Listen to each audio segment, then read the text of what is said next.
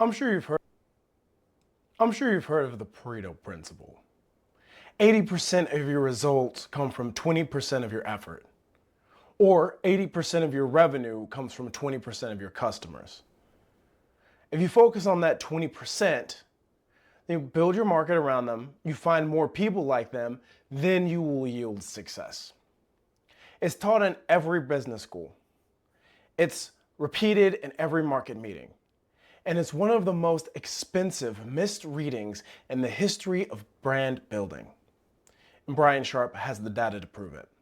This is chapter 4. This is Enoch Marketing. My name is Collin Charles, and we're going through a book called How to Build Your Brand.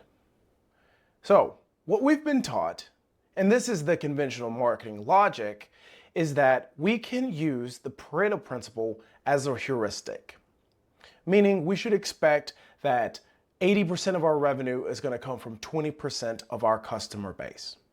Or saying your top 20% of customers are your heavy buyers. They purchase more frequently, spend more per transaction, they are more loyal to your brand, therefore they are the most valuable customers in every metric. So the smart move in this paradigm is to identify more people like them, target them specifically, and pour your marketing resources into acquiring and retaining that high value segment. Everyone else, i.e. the light buyers, the occasional visitors, the people who bought from you once and then disappeared, those people are not worth the acquisition cost, and to leave them alone. And that is targeted marketing as most gym owners practice it. They find the ideal member, speak directly to them, build their community around people like them. And though that is good to define your brand, it doesn't do any good to build your brand. Sharp's data says that this strategy is leaving half of your potential revenue on the table. In this chapter, he goes into the real split. Sharp does not dispute that heavy buyers exist or that they matter. He disputes what the actual numbers look like and what the right response to those numbers is. Across multiple industries and multiple brands, Sharp's research shows that the real split is not 80-20. It's a little bit more like this. The top 20% of your buyers account for roughly 50% of your revenue. The remaining 80% account for the other 50% of your revenue. So that's not a rounding error. That's half of your potential sales. The light buyers and the medium buyers, the 80% that we've been told to deprioritize, collectively represent roughly 50% of the total revenue potential. And Sharp's argument is blunt. He writes, "It would be foolish for anyone to simply focus on the top 20% and cut off the remaining 80% of their potential revenue stream." The strategy feels smart.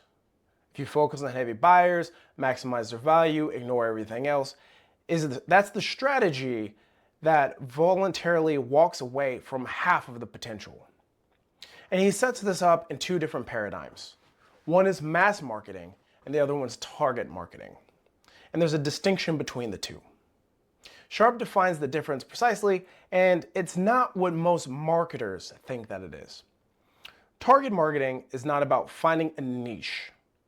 It's about focusing exclusively on your heavy buyers, the 20%, and ignoring everyone else in the category. Mass marketing is not about blasting your message to the entire world indiscriminately. It's about reaching all buyers within the defined market, heavy, medium, and light, because all of them represent real value. And the way that looks is you have a small core of heavy buyers, which is your 20%, and your 80% just spend less with you, but there are so many of them, it compensates the metric. The market itself can be as narrow or as broad as your business demands. For example, a CrossFit gym's marketing is its local community. Meaning, if you're a CrossFit gym owner in Southern California, you're not super concerned with reaching an athlete in Michigan. You're more concerned with the people in your market.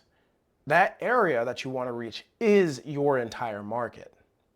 Conversely, for us at Enoch Marketing, our niche is the CrossFit owners, and we can reach anybody in the US.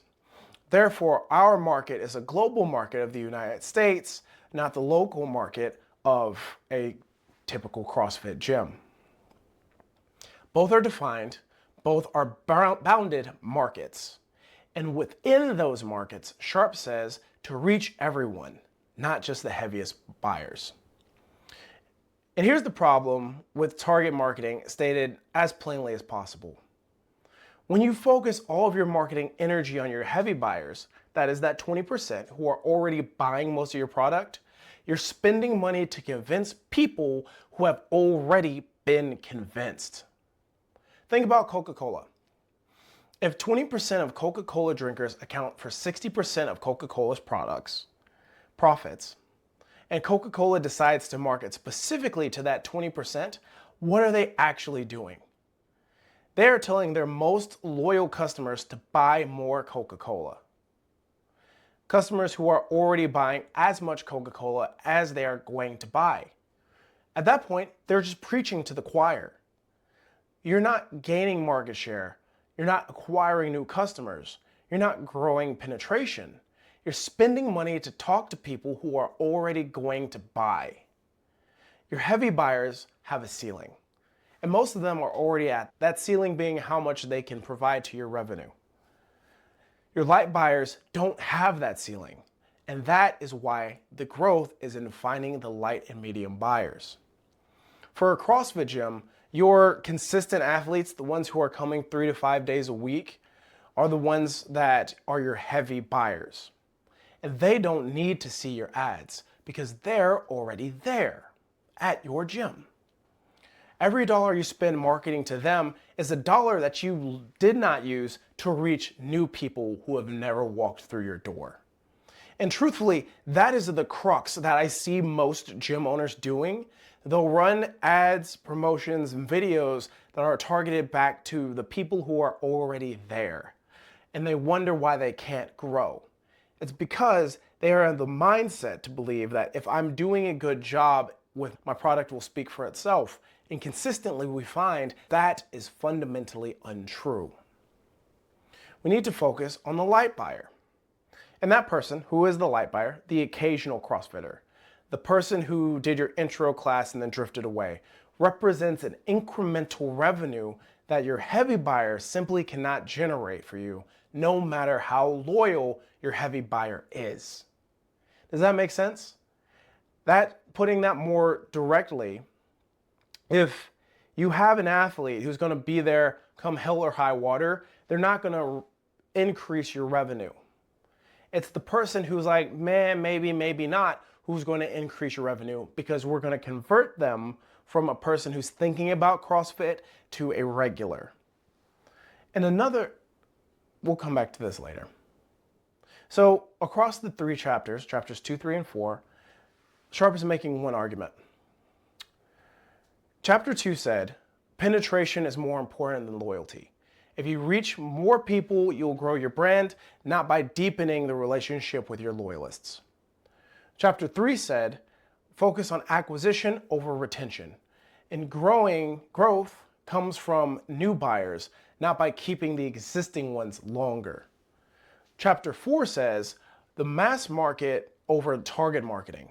So it's more important to reach all of your buyers, not just to focus on your most loyal or heaviest buyers. And the way that he's breaking it down is not repetition, it's convergent evidence. So when the data keeps pointing in the same direction, no matter how you look at it, you should pay attention. The conventional marketing wisdom on all 3 of these topics is wrong. And the cost of being wrong is not theoretical. It's the revenue that you are not generating right now. And I know that operating a gym tends to be something that operates on very narrow margins. So what I see a lot of gym owners doing, again, is like we will focus on what we know and what we do well. As a business owner, you understand that it is important to grow your brand, bring in new people, because the more people you have at the gym, the more likely you are to raise the amount of money you are earning month to month. But then we go about doing that by trying to focus on the specific athletes, tailor to our loyal people, focus on our avatar, and not reach out to the fringes to bring people in. Now, if you are running your business as most CrossFit owners do, CrossFit gym owners do, you're probably focusing on the targeting methodology, the STP mindset, when you should be focusing on how can I market to reach the people who are not in the gym? How do I get in people's mental availability so that when they think about doing CrossFit, they think of me? How do I get those people who are on the fringes to say, hey, you know what? I thought about doing CrossFit. Now today's the day I'm going to try it. And where most gym owners miss in this mindset is this thing that I'm going to just lay out to you. I was one of those guys who was at the gym 6 days a week. Didn't miss any days. I naturally love CrossFit. I love the style of workouts. So if you have one of those athletes, if they come 20 times a month, or if they come 30 times a month, if they come 60 times a month because they're doing 2 days, you are not gaining $1 off of them if they are in a subscription. Think about that. If I paid the $200 a month to do unlimited classes, I could come to one, I could come to like 200 ideally. And you're gonna get the same amount of money because it's a subscription. That limits the amount of money that you can get off of a loyal customer or a regular athlete. What I would recommend is for those people who are going to come over and over and over again, and that you can count on being there over and over and over again, put those people on a subscription model. Because that way you can count on them being there, you can tailor to them, you can apply your STP mindset in targeting that heavy buyer because you know that they're going to be there. You make that a bit of an afterthought.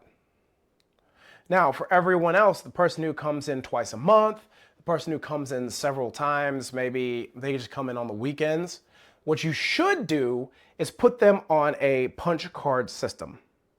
Meaning, hey, you come to the gym, here you get 10 passes, it's $100, something of the sort.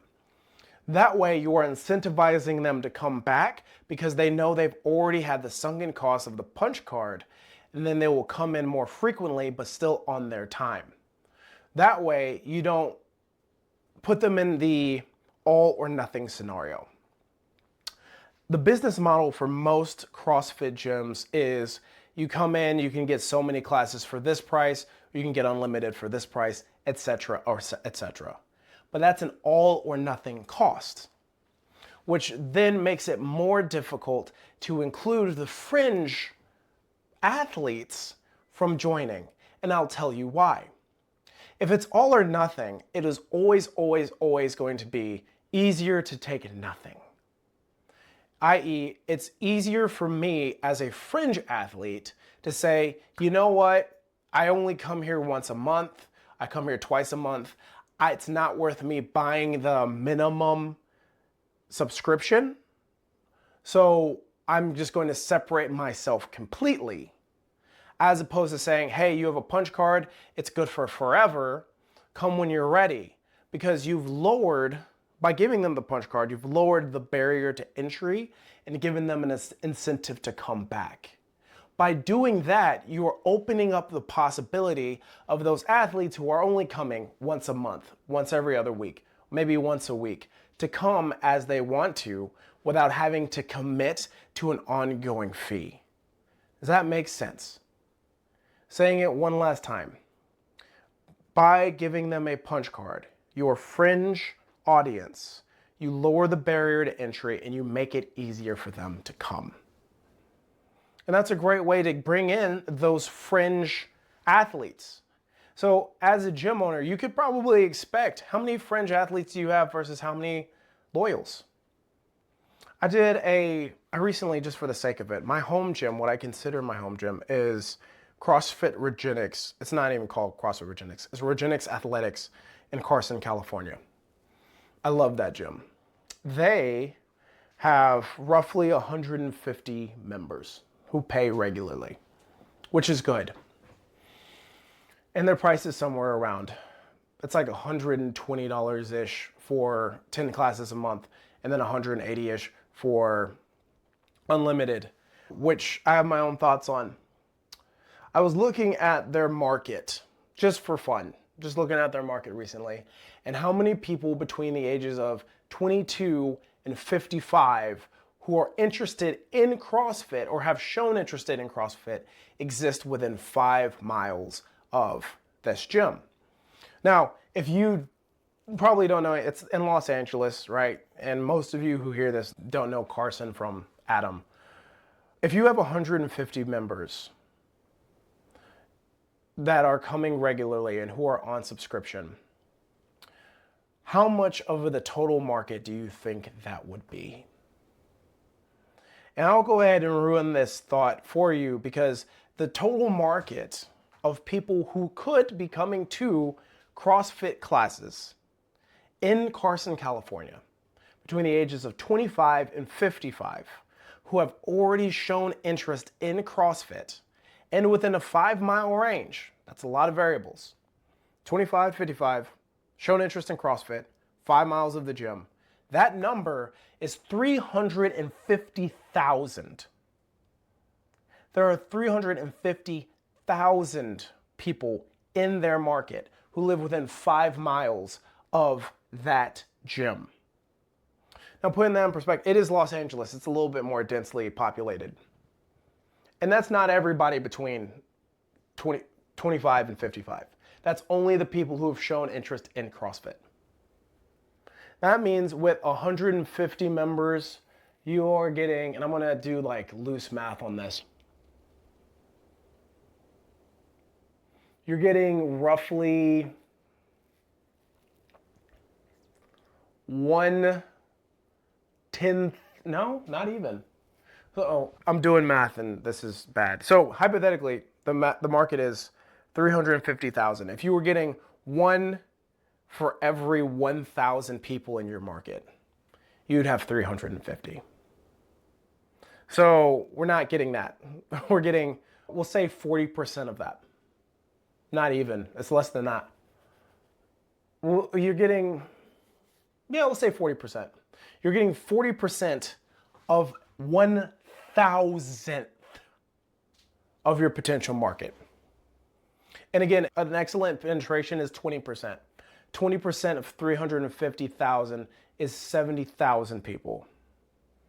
And this gym, and this is standard. I'm not crapping on Regenix. I think Regenix is, honestly, Regenix is probably the best gym I've gone to. They're amazing.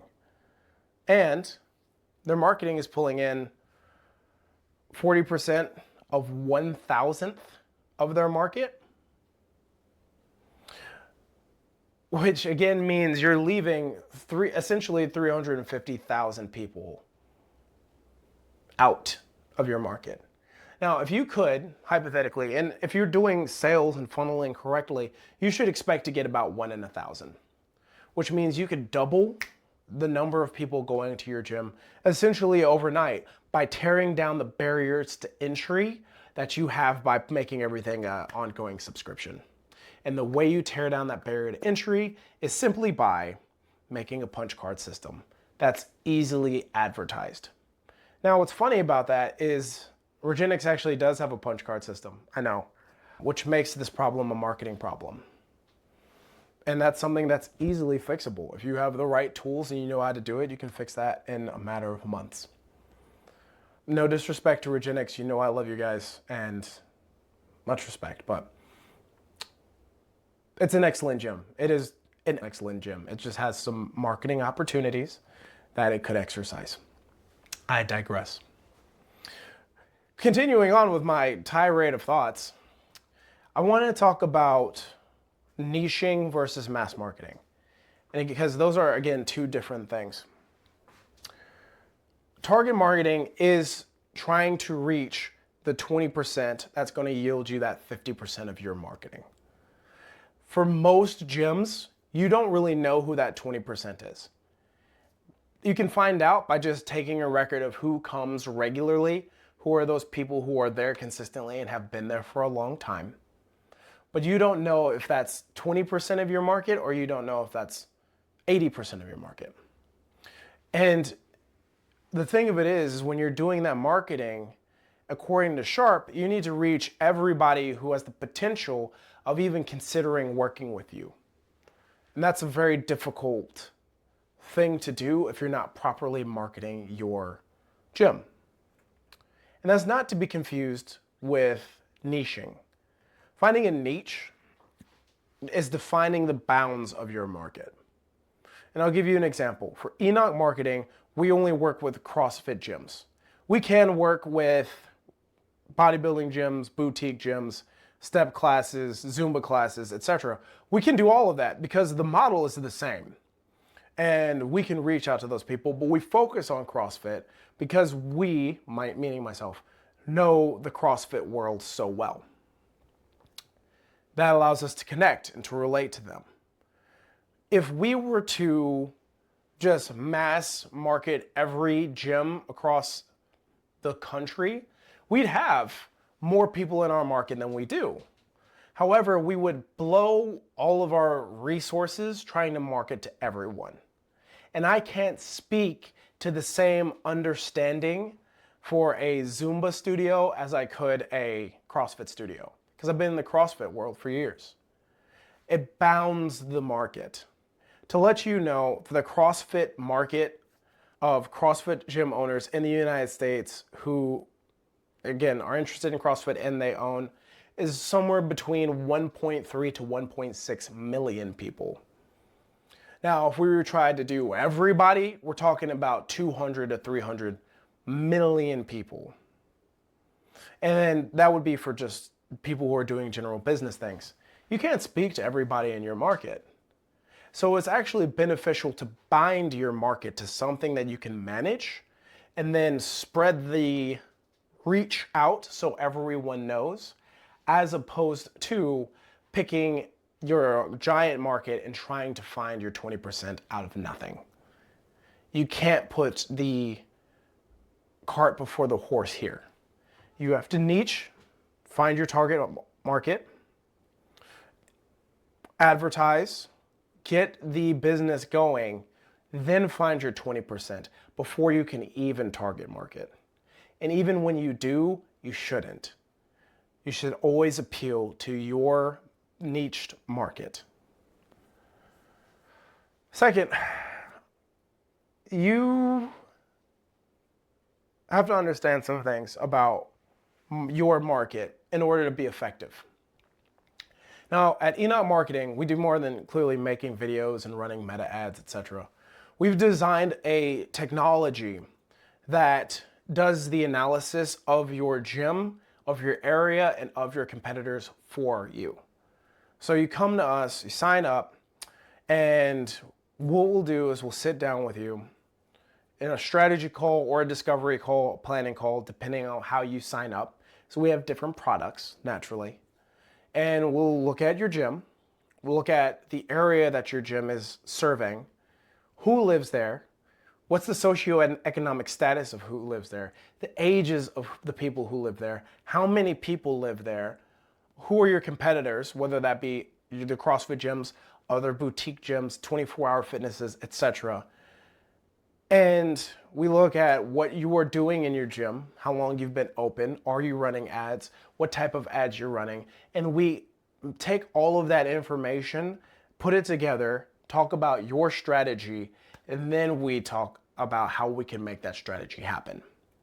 How we can prevent you losing the people 18 months from now, how we anticipate churn. We take a lot of information, we gather a lot of information so that we can properly inform you about your market. Because if you don't understand your market, you can't speak to your market. One of the worst things that you could do is say, hey, I'm gonna open up a CrossFit gym and I'm gonna pick another city in LA. Let's say Malibu. I'm gonna open up CrossFit Malibu. And there are people in Malibu who wanna stay fit for sure. It's an older community. They make a lot more money. They do things that are more leisurely and less intense than you would in Carson, California. So the way that you build your marketing is going to be different in Malibu than it's going to be in Carson. The things that you say, the way you say it, the platform you promote it on, the amount you charge, the style of workouts you create, all of that is different and has to be suited for your market. And at Enoch Marketing, we have the technology to be able to understand your market in depth so we can answer the questions that aid you in making your business strategy. It's not something and we just like, hey, give us some money and we'll run some ads. No, we don't do that. Well, we do. It's part of our package. But the most important thing is making sure that we understand your market and your audience so that we can advise you properly so that you will be successful. And those steps have to happen in order. We have the technology. We found all your stuff. We understand your market before we even move forward with anything. We build your campaign. We figure out what to say, how to say it, and that we find your niche, and then we do your branding so that we make sure that your brand grows properly. And you have to do all of those steps if you're going to be successful in making your brand shine. You can't skip a step on that. And there's a lot of people who will come out here and just say, yeah, we'll run your marketing. That's dumb. Using AI marketing to try to do your marketing, that's also dumb. It doesn't work because it's pulling information from every market, not your market, amongst many other things like having a brand consultant or someone who does research on your marketing. AI doesn't do any of that, so you would have run yourself into the ground. But we do at Enoch Marketing, and we're the only ones that own our technology. So we built it, so now we're using it. But we do that to make sure that we set you up for success. Because at the end of the day, if you are not successful, then we failed our job. And that's why we have a money back guarantee. But I digress. It's important to know who you need to reach and how you're going to go about reaching them. You have to stop preaching to the choir. Think about the people on the fringes, not the people who are already committed to you. Don't pour your marketing budget into convincing people who are already convinced. The growth is in that 80% that you've been ignoring. And that's chapter 4. If you'd like to subscribe, do so. We're going to be releasing chapter 5 on Monday. If you're ready to build a marketing strategy that reaches your buyers, does research on your market, builds your brand, and runs the campaign, come find us at enochmarketing.com. We can do more for you than you probably expect. So, don't leave any stone unturned. My name is Collin Charles. This is Enoch Marketing, and we'll see you next time.